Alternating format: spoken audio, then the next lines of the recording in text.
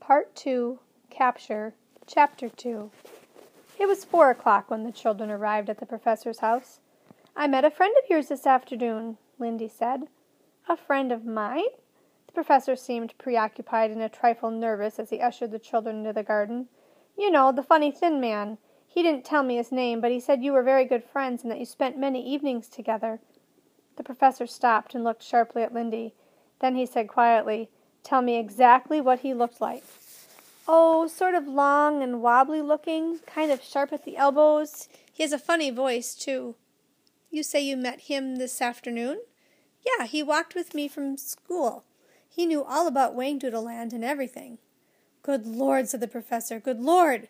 "What's the matter?" asked Lindy. "You do know him, don't you?" "I certainly do." He seemed a little stunned and passed a hand across his brow.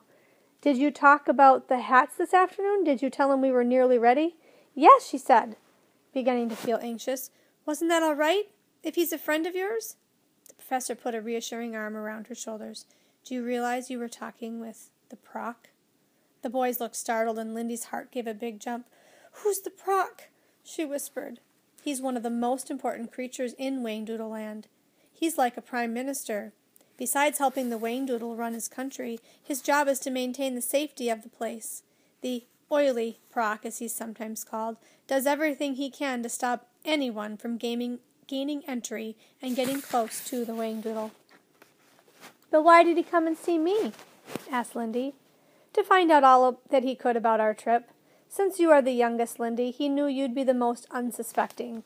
Dear me, this puts a whole new complexion on things. We had better have a talk."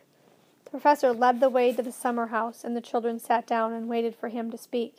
He paced up and down for a while. Finally, he turned to face them. "Look, this is the situation. The Proc has found out that we are almost ready to leave for Wangdoodle Land. He's a very clever fellow, and I have no doubt that he will do everything he can to stop us. I had hoped that we would be able to get a head start without his knowing about it, but I underestimated him, so we have to make a decision. Knowing that he is waiting for us, are we going to attempt our journey, or aren't we?"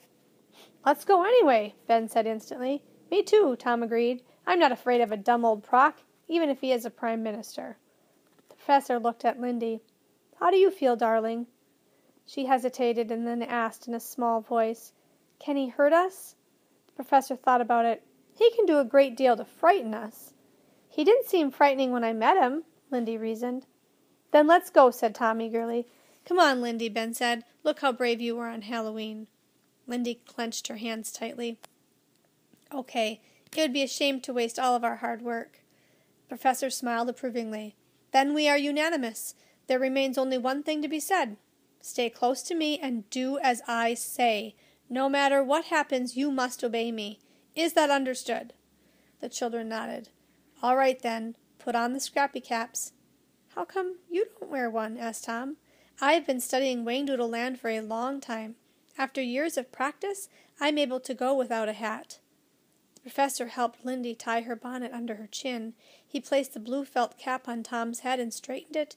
Ben put on his headband, and the professor adjusted the tassel so that it hung correctly. "Now," he said, "I want you to remain seated and be very still. Do not be surprised if you feel just a little dizzy or if there's a buzzing in your head. The caps are powerful, but they will not harm you." The children did as they were told. Lindy felt lightheaded. It was the feeling she had experienced before. She was acutely aware of the garden and the summer house and the professor standing close by. Tom was so excited that he gripped the sides of his chair until his knuckles showed white. Ben tried to shut out the distracting thoughts that were threatening his concentration. He was trembling and hoped he would not let the others down at this crucial moment. The professor spoke quietly. "Relax. Be calm. Allow the power of the magic hats to flow into you. Listen to the sounds. Feel the fresh air. Look at the garden and imprint the scene upon your memory. Very slowly close your eyes and remain aware of it all, just as we have always practiced." The children had the odd sensation that the world was beginning to spin and tumble around them. The professor's voice continued. "Feel your minds opening, floating. Remember where we are going. Reach out for it. Reach. It's right there. Right there. Open your eyes now and look. Look, dear children, and you will see that it is time we were on our way. Ben, Lindy, and Tom became aware of the most incredible light. It surrounded them. It was dazzlingly bright, and for a moment it was hard to see anything at all. But as their eyes adjusted to the brilliance, they saw that the garden hedge in front of them was spinning around like a pinwheel on the 4th of July. There was the sound of rushing wind, and they felt themselves being pulled forward, as if by unseen hands. The professor was smiling and nodding his head and beckoning, "Come along, come along." Their vision gradually focused, and then, quite suddenly, everything became crystal clear. In front of them, the hedge had twisted into a long, mossy tunnel. The children knew that at the other end of it lay the most wonderful of all surprises. "Come on!" Lindy got up from her chair and raced towards the opening. Tom yelled, "We did it! We did it!" He leapt into the air with excitement and ran after his sister. Ben remained where he was for one uncertain moment. He was still dizzy and blinked as he tried to see the tunnel. The professor moved to take his hand. "Come on, Ben," he said gently. "We mustn't keep the others waiting." Lindy turned and cried out, "Oh, Ben, come and look. Just come and see what I see." Ben took a hesitant step forward and then gradually began to walk, faster and faster until he broke into a run. He emerged from the tunnel a moment behind Tom and Lindy. It seemed that the world was full of flowers, brilliant flowers, that were orange and blue and yellow and white. They were waving slowly on long stalks like tall grass in the wind. There were shady trees and a river close by, making a soft singing sound as it flowed. But astonishingly, the trees were purple, and the river was golden, and the sky above was a bright, translucent red. There were pale pink mountains in the far distance, and high atop the tallest one was something that sparkled and shone like sunlight dancing on the water. Lindy was tugging at the professor's sleeve. "Look! Look! Look! What is that? That thing up there! That shining, lovely thing!" "That's where the Whangdoodle lives." The professor gazed at the mountain, and for a moment he seemed overwhelmed. "You mean that's the Whangdoodle's palace?" Tom's voice rose with excitement. The professor nodded. "Can we go there right now?" Lindy asked. "Can we go and find him?" "Oh, it isn't as easy as that. We will have many, many things to learn and to overcome before we can reach the palace. Today is just the beginning." "But we made it!" yelled Tom. "We're really here." Ben said with some awe, "I did it. I never thought I could." "I'm very proud of you," the professor said. "Shall we explore a little? Just remember my warning. Stay close and do as I say." He set off along a small path that led to the melodious golden river. Lindy walked beside him and took his hand. The boys followed. "The wiffle bird should be along fairly soon," declared the professor. "She's insatiably curious. She's bound to know we're here." Lindy said, "It's awfully quiet, isn't it? I mean, there aren't any birds singing or anything. All I can hear is the river." The professor looked anxiously around. "I'd noticed that too, Lindy, and it is unusual." Lindy sniffed the air. "I smell fresh-baked bread." "It's the flowers," replied the professor. "You're kidding. Can I pick one and see?" "No, I wouldn't pick one, Lindy. It would only die, and Whangdoodle Land is a place for living things. But you can certainly smell the flowers." Lindy bent and put her face close to a bright yellow bloom that was growing beside the path. "It does smell of baked bread," she said. "Do all the flowers smell like that?" "You'll see." "Look at the signpost," Tom said. He pointed to a post standing at the fork in the path. Its 4 arms were decorated with elaborate signs. "Ploy, Gambit, the Stump, the River," Ben read aloud. "What does it mean?" "These are some of the places that we will have to pass in order to reach the Whangdoodle," replied the professor. As they walked, the sound of the water grew louder. Soon the children were standing by the edge of the river. "Where does it go?" asked Lindy. "I think it flows through the forest of the tree squeaks. But after that, I don't know." "Tree squeaks? Rather nasty little creatures, Ben. I hope we can avoid them." "Are they dangerous?" Lindy quickly asked. "I've never met them, Lindy, but I have heard they are terrible tattletales." Tom said, "Why does the river make that sweet singing sound?" "If you think that's unusual, put your hand in the water and stir it around," said the professor. Tom knelt at the river's edge and splashed with his hand. The movement made the river change its gentle tune to a series of thrilling, rippling sounds. The professor bent and picked up a stone. "Here, Lindy, throw this. See what happens." She hurled the stone as far as she could. It landed in the water with a splash, and chords of music rang in the air for several seconds. Ben said, "That's incredible. I don't understand why that would happen." "Why not?" replied the professor. "I told you not to expect anything ordinary in Whangdoodle Land." He shielded his eyes. "Look, children," he cried excitedly, "the Wiffle Bird is coming." In the distant sky, something was rolling and tumbling and soaring and dipping in a most peculiar manner. The professor chuckled. "She never could fly properly. I don't know how she manages at all. She has so many feathers, you see. She's totally uncoordinated." The children watched as the Wiffle Bird approached. Her long, fluffy feathers were being blown in all directions. It was impossible to see a head or a tail, or even feet, in the feathery profusion.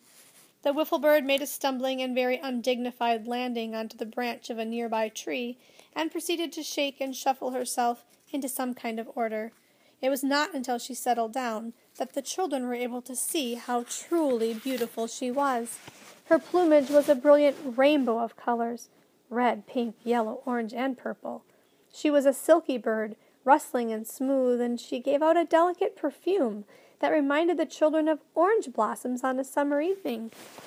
"Greetings, my dear Wiffle Bird," said the professor. "It's a great pleasure to see you again. Won't you come down and join us? I would like to introduce you to my friends." The bird jumped on a foot into the air as he spoke, and every feather flew up and got tangled, and all had to be rearranged all over again. She retreated along the branch, making odd little humming sounds. The professor stepped forward. "You're looking very pretty," he said. "In fact, I don't think I've ever seen you look so lovely. Dear Wiffle Bird, sweet Wiffle Bird, won't you come down and say hello?" The Wiffle Bird gave a few startled squeaks and turned around and around on the branch.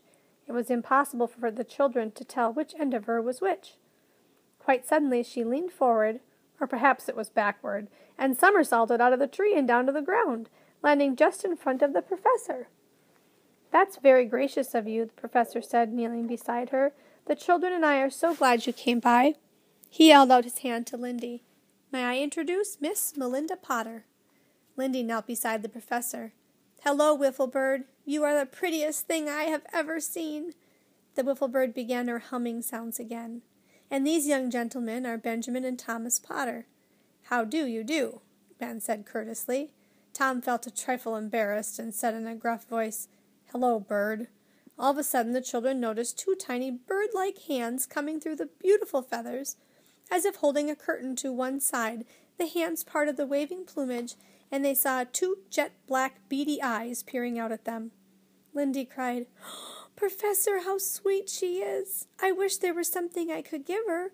What does she like to eat?" "Just feed her compliments, and she'll be perfectly happy." Tom said dryly, "In that case, she's probably full up already."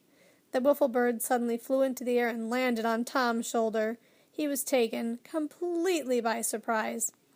"Here, get off," he said in a startled voice. The professor grinned. "She likes you, Tom. That's a great compliment." Tom was embarrassed. Listen, I like her too, but she's got to get down." He looked at the bird, now only inches away from his face, and the tiny hands appeared again, and the button eyes stared at him without blinking. The professor and the children doubled up with laughter. "Once she takes a fancy to someone, Tom, she never changes her mind. You're stuck with her, I'm afraid." Before Tom could protest further, a dreadful, dry, rattling sound came from somewhere across the fields of waving flowers. The Wiffle Bird stiffened, and then flew into the air. "Mayday!" she shrieked in an incredibly shrill voice. "What does that mean?" gasped Lindy. "Mayday is the recognized international call for help," said the professor grimly. "I fear we are in for a surprise." The horrible sound came again, but closer this time. "Tom, climb the tree and tell me if you can see anything," commanded the professor. The boy did as he was told. "There's a big cloud of dust out there, and it's moving," he yelled. "It's coming our way." Lindy took hold of the professor's hand and held it tightly. "I think I'm going to be frightened," she said. Lindy, you must try hard not to be, because that is exactly what the Proc would want. This is his work. I know it. I can see something now, cried Tom. Hundreds of strange-looking animals. What do they look like? Weird, like huge anteaters. No, more like cannons, but instead of wheels, they have 5 legs and a circle on either side. Sidewinders, declared the professor. That devil has sent the sidewinders to drive us away. What are they? Asked Ben in consternation. They are the Whangdoodles' private guard. I've never seen them, but they have a nasty reputation. Ben cried, There they are, Professor, look! In the distance, a company of extraordinary creatures was marching towards them. They did look like cannons. Their long, funnel-like noses were held rigidly in the air at a 45-degree angle.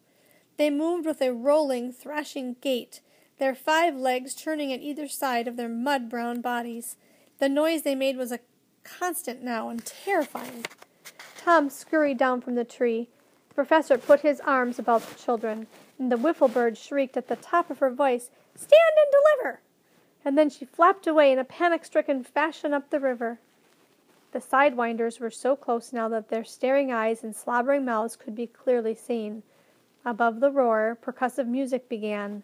The moving sea of creatures shifted and bunched together. As their bodies touched, bright sparks flew in all directions, and they began to glow. First green, then red, then green again, and blue. Lindy could stand it no longer. Professor, she cried, I can't look at them. I want to go home. She began to weep, and her thumb went into her mouth. We shall, Lindy, we shall. You don't have to look, but you must not move. It is imperative that we obey the wiffle bird and stand our ground. The sidewinders were almost on top of them. They could see the warts on the creature's sandpaper skin. Their long trunks towered above their heads, and their hot breath singed the leaves off the purple tree. The earth shook from the marching of so many hundreds of feet. Lindy screamed, and just as it seemed that the professor and the children must be trampled to death, there was a mighty crash of cymbals, and the entire army turned and headed towards the river. Ben cried out with relief, They turned! How come they turned? They were only sent to frighten us, shouted the professor. Lindy opened her eyes. Tom suddenly grew very daring. He took a step forward and glared at a passing sidewinder. Boo! He yelled. The creature looked extremely startled and backed into a sidewinder behind it. This started a chain reaction, and all of a sudden chaos reigned. Sidewinders went tumbling and falling all over each other in their efforts to get out of the way. The music ran down like an old record. The drums stopped, and the creatures piled one on top of the other as they reached the river's edge. They fell with colossal splashes into the golden, swirling water, and there were terrible discordant sounds as they gurgled and gulped and gasped. The professor said firmly, Now, children, is the time to move. Run home as fast as you can. The boys needed no second bidding. Grabbing Lindy by the hand, they raced with her along the path that they had traveled earlier. The professor, showing surprising agility for one of his age, kept up with them all the way, and in no time at all they burst through the hedge into his garden and safety.